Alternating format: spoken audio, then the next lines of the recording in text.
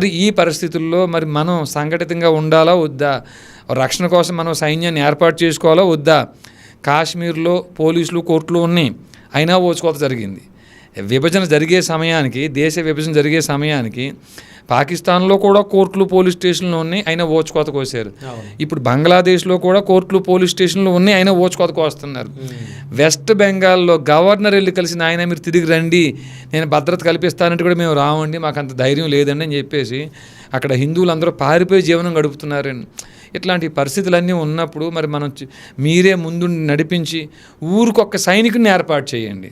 ఇది మీ బాధ్యత. ఇది 18వ అధ్యాయం 42వ శ్లోకం బ్రాహ్మణులు అంటే ఎవరో చెప్తుంది, ఎలా ఉంటే బ్రాహ్మణులో చెప్తుంది.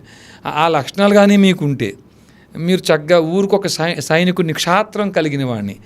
భగవద్గీత 18వ అధ్యాయం 43వ శ్లోకంలో శౌర్యం తేజో దుర్దాక్ష్యం యుద్ధే చాప్య పలాయనం దానమిశ్ర భావచ క్షాత్రం కర్మ స్వభావజం. ఏదైతే శౌర్యం గురించి చెప్తుందో అలాంటి లక్షణాలు కలిగిన వారిని ఊరికొక్కడిని మీరు వెలికి తీసి అతని పోషణ వైశ్యులు శూద్రులు చూసుకో.